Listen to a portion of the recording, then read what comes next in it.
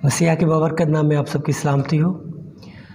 कोशिश तो मेरी ये थी कि हम मुक़द्दस तोमा के बारे में सीख सकें, लेकिन मेरे सामने कुछ और बातें सामने आई, कुछ लोगों ने सवाल किया, तो मैं समझता हूँ कि ये टॉपिक बहुत ही ख़ास था, जिस वजह से इसे हमने चूज़ किया कि आपके साथ शेयर करें, डिस्कस करें, ताकि आप इस बात को जान सकें। थंबनेल पर आपने टॉपिक देख लिया होगा, मैं इसे दोहराऊँगा नहीं, क्योंकि मुझे इसे दोहराने में भी बड़ी शर्म महसूस हो रही है, दुख हो रहा है, तकलीफ़ हो रही है कि हमारे आका पर, हमारे खुदावंद यीशु मसीह नासरी पर ऐसे घिनौने इल्ज़ामात भी लोग लगाते हैं।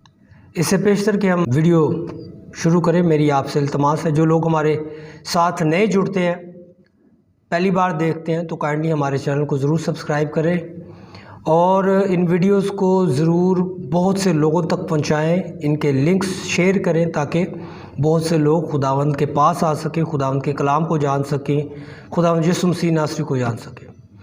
ये जो तहरीर है, मरियम मगदलिनी की तहरीर, लोग इसे मरियम मगदलिनी की इंजील कहते हैं, लेकिन ये सिर्फ तहरीर है, इसमें कोई खुशखबरी की बात नहीं है। और ये 1896 में मिस्र से दरियाफ्त हुई, और इसकी लिखाई जो है, इसकी जो राइटिंग है, वो कहा जाता है कि दूसरी सदी में।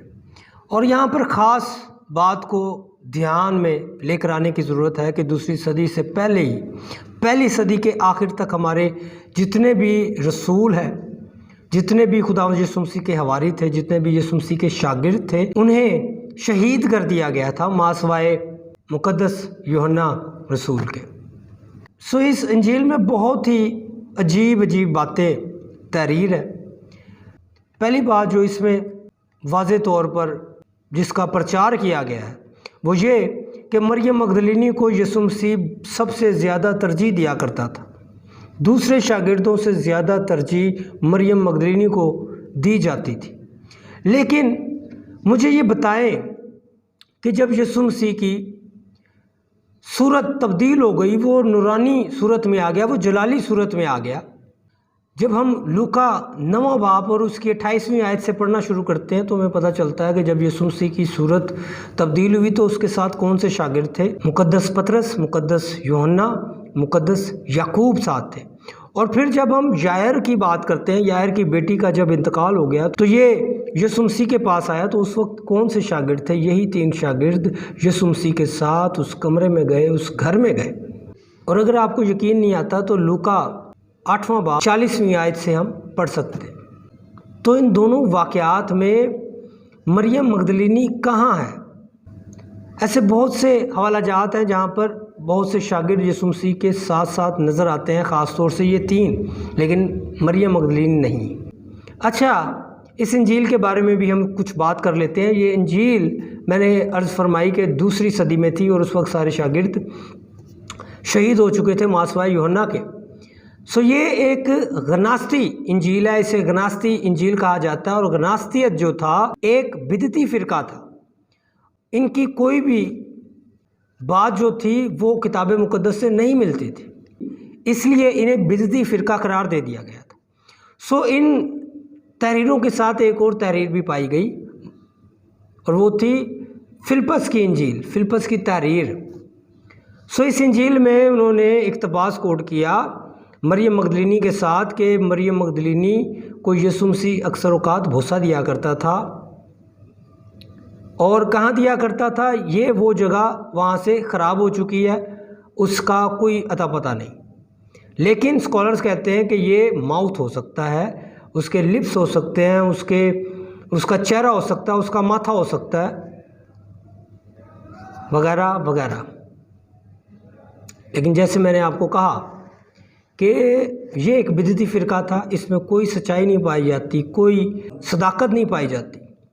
दूसरी सदी में जब ये लिखी गई, तो वहाँ पर कोई शागिर्द तो मौजूद नहीं था, कोई ऐनी शाहिद मौजूद नहीं था। उस वक्त सारे शागिर्द मर चुके थे, सारे शागिर्द शहीद हो चुके थे।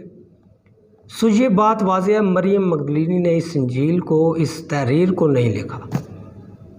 अच्छा, ہم اپنے بائبل کی بات کر لیتے ہیں۔ ہماری جو بائبل ہمارے پاس ہے اردو ترجمہ، یہ تقریباً 1931 میں مکمل ہو چکا تھا، اور اس کے 14 سال بعد وادی قمران میں سے بہت سے درجنوں صحائف ملے، ان کی کاپیز ملی جو لاطینی، عبرانی اور ایرامی زبان میں لکھے ہوئے تھے، اور ان کا موازنہ اگر کیا جائے ہماری بائبل کے ساتھ، چاہے وہ کوئی سا بھی ترجمہ ہو، اردو ہو، انگریزی ہو، کسی بھی زبان کا ترجمہ ہو، وہ گریک، وہ عبرانی، وہ ایرامی زبان میں جو وادی قمران سے ڈیڈ سی اسکرولز ملے ہیں 1945 میں، ان کا اگر موازنہ آج کی بائبل سے کیا جائے یا پہلے کی بائبل جن کا ترجمہ ہو چکا تھا کیا جائے، تو وہ منون ویسے کے ویسے تھے، ان میں سے کوئی بھی چیز تبدیل نہیں ہوئی۔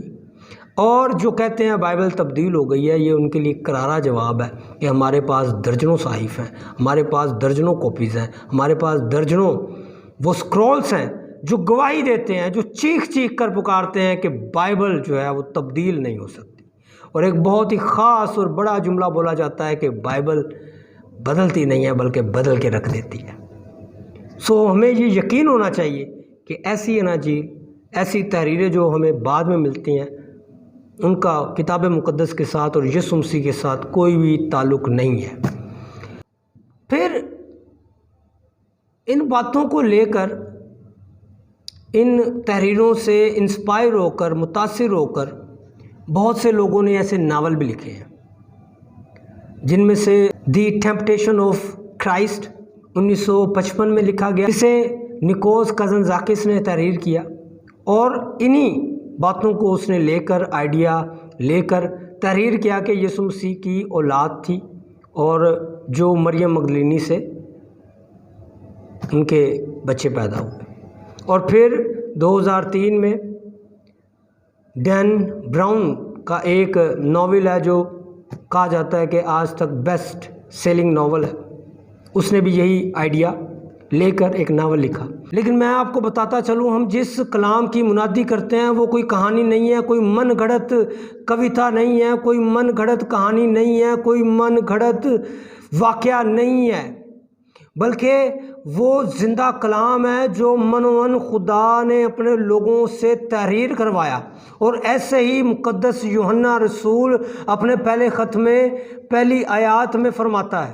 اور یہ بھی آپ کو بات بتاتا چلوں، یہ بات آپ دھیان سے یاد کر لیں، اس بات کو دھیان میں رکھیں کہ مقدس یوحنا بھی کوئی فلمی کردار نہیں ہے، کوئی من گھڑا ہوا شخص نہیں ہے، بلکہ تاریخ کے پنوں میں یہ آج بھی زندہ ہے۔ یہ اپنے پہلے خط کی پہلی آیت میں کہتا ہے کہ ہم اس زندہ کلام کی منادی کرتے ہیں جسے ہم نے دیکھا، بلکہ غور سے دیکھا اور پھر چھوا۔ وہ زندہ کلام جو ازل سے تھا، جو ابتدا سے تھا، اور وہ کلام مجسم ہو کر اس زمین پر آ گیا، اور ان عینی شاہدوں نے اس کلام کو دیکھا اور غور سے دیکھا اور پھر چھوا، پھر اس کلام کی باتوں کو، اس یسوع مسیح کی تعلیم کو اس کلام میں منون ویسے کا ویسا لکھ دیا۔ وہ کہتا ہے کہ ہم نے اسے دیکھا اور غور سے دیکھا۔